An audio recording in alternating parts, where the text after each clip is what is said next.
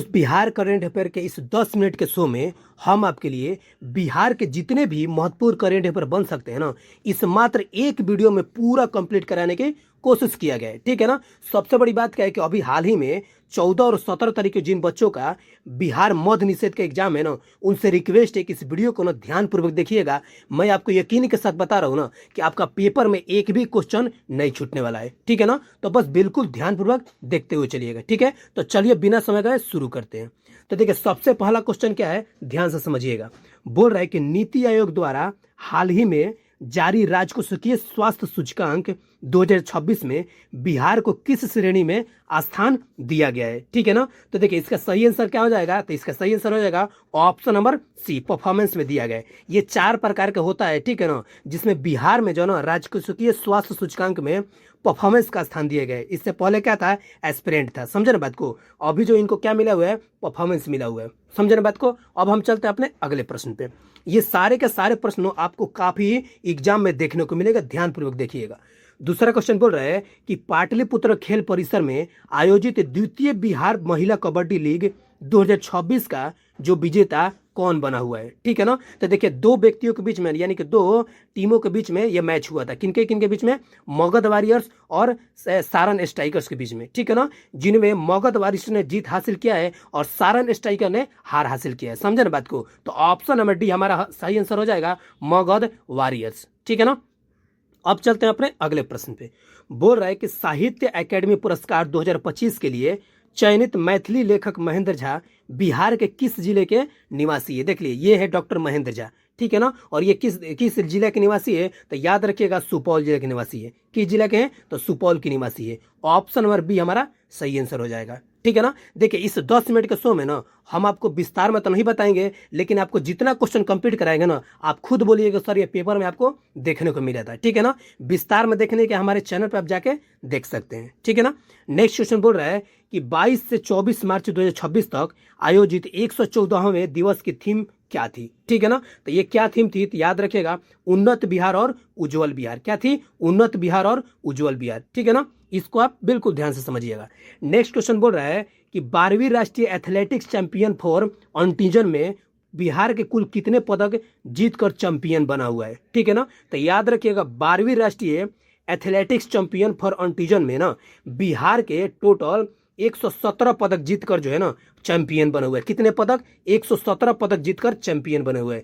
इसको आप जरूर ध्यान में रखिएगा, क्योंकि पदक से ना बहुत बार सवाल जो है आपको पूछ देता है। समझे ना बात को। तो 117 पदक जीतकर जो है चैंपियन बना हुआ है। ठीक है।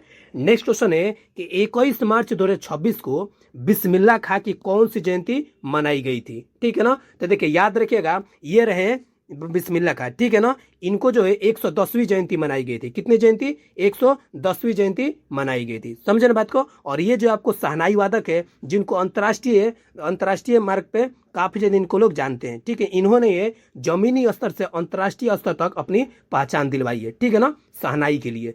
ठीक है, तो 110वीं जयंती मनाई गई है। ठीक है। नेक्स्ट क्वेश्चन बोल रहा है कि बिहार का दूसरा अंतर्राष्ट्रीय हॉकी स्टेडियम कहाँ बनाया जा रहा है। ठीक है ना। तो याद रखिएगा, ये कहाँ बनाया जा रहा है, तो ऑप्शन नंबर डी पटना में बनाया जा रहा है। कहाँ पे बनाया जा रहा है, तो ऑप्शन नंबर डी पटना में बनाया जा रहा है। और पहला कहाँ पर है, तो याद रखिएगा राजगीर में। कहाँ पर है, राजगीर में। ठीक है ना। इसको आप जरूर ध्यान से समझिएगा। अगला प्रश्न बोल रहा है बिहार का नया राज्यपाल कौआ 43वां किसे नियुक्त किया गया है। ठीक है ना। तो याद रखिएगा, किसे नियुक्त किया गया है, सैयद अता हसनैन। किसको किया गया है, सैयद अता हसनैन। यहाँ पर जिनका भी तस्वीर लगा है ना, एकदम आप ध्यान पूर्वक देखते हुए चलिएगा। ये रहे हमारे 43वें राज्यपाल सैयद अता हसनैन। ठीक है ना। इनको आप जरूर ध्यान से समझिएगा। अच्छा, नेक्स्ट क्वेश्चन क्या बोल रहा है कि पटना मैराथन 2026 की थीम क्या रखी गई थी।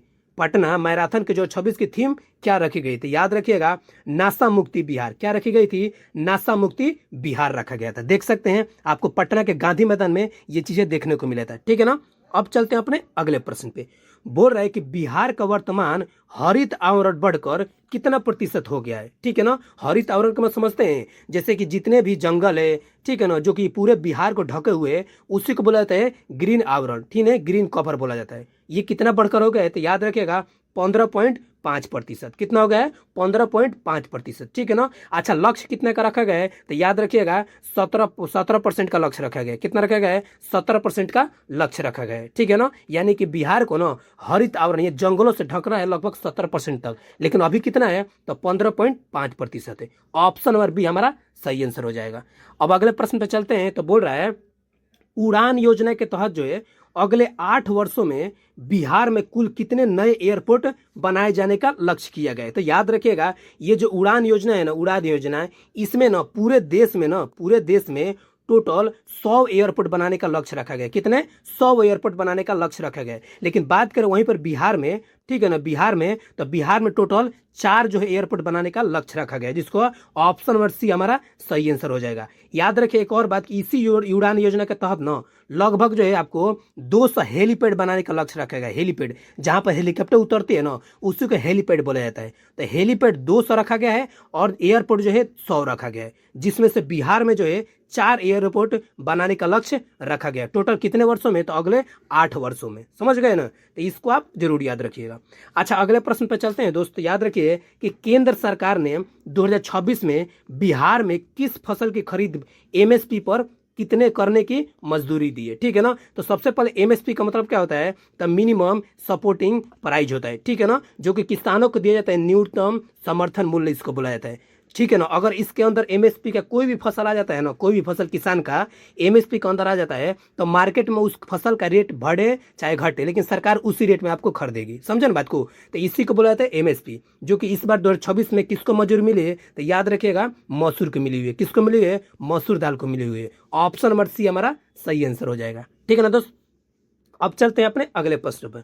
बोल रहे स्टेट फूड सेफ्टी इंडेक्स में बिहार का देश भर में कौन सा स्थान रहा है? स्टेट फूड सेफ्टी इंडेक्स की बात कर रहे हैं। तो कौवा स्थान रहा है? तो याद रखिएगा 21वां स्थान रहा है। क्यों स्थान? 21वां स्थान रहा है। ऑप्शन और बी हमारा सही आंसर हो जाएगा। ठीक है ना। नेक्स्ट क्वेश्चन बोल रहा है कि भुवनेश्वर में आयोजित 24वीं नेशनल पैरा एथलेटिक्स चैंपियन में बिहार ने कुल कितने पदक जीते हुए? इस पदक को ना बिल्कुल आप याद रखिएगा, ये काफी ज्यादा आपके लिए वीवीआई है। ठीक है ना। अभी सामने जो मद्य निषेध है, कक्षपाल है, ठीक है ना, जेल वार्डन है, इसके लिए तो हम बता रहे हैं, इसको बिल्कुल आप ध्यान में रखिएगा। ठीक है ना। तो कितने पदक जो जीते हुए हैं? तो याद रखिएगा टोटल जो है आपको 8 पदक जीते हुए हैं। कितने? टोटल जो है 8 पदक। ऑप्शन हमारा सही आंसर हो जाएगा। ठीक है ना।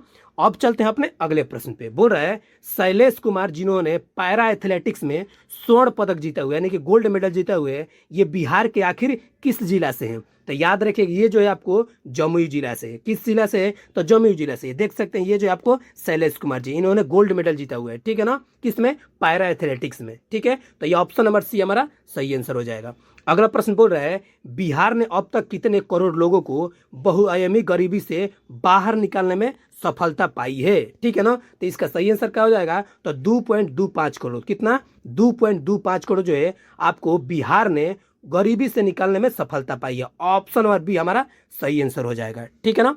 अब चलते हैं अपने अगले प्रश्न पे। बोल रहा है पटना में ठीक है ना, पटना में बन रहे हॉकी स्टेडियम के लिए ना एस्ट्रो टर्फ किस देश से आयात किया जा रहा है? देखिए एस्ट्रो टर्फ का मतलब क्या होता है, और देख सकते हैं ना हमारे घरों में इसको गोरपोछना के रूप में जाना जाता है। ठीक है ना। और इसी से बनाया जाता है ये हॉकी स्टेडियम। और इसी को ना आखिर मंगाया कहाँ से गया है? तो याद रखिएगा इसको जो बनाया गया है नीदरलैंड से बनाया गया है। कहाँ से मंगाया गया है? तो नीदरलैंड से आयात किया गया है। इसी को बोला जाता है आपको एस्ट्रो टॉप बोला जाता है। किसको? इसी को बोला जाता है आपको एस्ट्रो टॉप। समझ में आ गया ना। तो ऑप्शन नंबर सी हमारा सही आंसर हो जाएगा।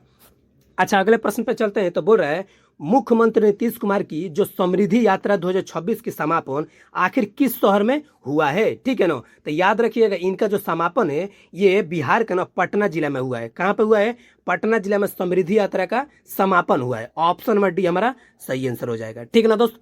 नेक्स्ट क्वेश्चन बोल रहा है कि नक्सलवाद मुक्त घोषित होने वाला हालिया राज्य कौन सा है? तो ऑप्शन नंबर सी जो हो जाए हमारा सही आंसर हो जाएगा। बिहार जो है ना अभी हाल ही में ना नक्सलवाद मुक्त घोषित किया गया है। ठीक है ना। इनको आप बिल्कुल ध्यान से समझिएगा। अच्छा, अगला प्रश्न बोल रहा है कि बिहार की जो वास्तविक विकास दर है ये राष्ट्रीय औसत से ना कितने प्रतिशत अधिक है? ठीक है ना। तो देखिए बिहार का जो है ना राष्ट्रीय औसत विकास दर है ना वो कितना है? तो 3.3% अधिक है। ठीक है ना। राष्ट्रीय कितना है? तो याद रखिएगा राष्ट्रीय जो है 100 से लेके, ठीक है ना, जो है आपको 105 तक हो गई है। समझे ना बात को। लेकिन इसी में जो है आपको 108 तक जो है आपको राष्ट्रीय है, अगर इसको डिफरेंट निकालिएगा तो 3.3% हो जाएगा। समझे ना बात को? तो यही जो आपको अधिक हो गया है, ठीक है ना। तो देखिए दोस्तों, आज की इस वीडियो में हम आपको जितना इंपॉर्टेंट बन सकता है ना, ये आपको कंप्लीट करवा दो। मैं बता रहा हूँ दोस्त, इसको आप बिल्कुल ध्यानपूर्वक जो देखे होंगे ना, जिस दिन पेपर देना चाहिएगा उस दिन आपको खुद मालूम चलेगा ये वीडियो आपके लिए कितना महत्वपूर्ण था, ठीक है ना। और विस्तार में देखने के लिए आप हमारे चैनल से जुड़ जाइए, और भी हम आपको वन शॉर्ट्स वीडियो लेकर आते रहेंगे, ठीक है ना। तो चैनल से बिल्कुल जुड़ जाइए और बताइए कमेंट बॉक्स में कि आपको वीडियो कैसा लगा, ठीक है ना। बोलिएगा तो जरूर और भी वीडियो लेकर आएंगे, ठीक है ना। चलिए, वीडियो देखने के लिए बहुत बहुत धन्यवाद।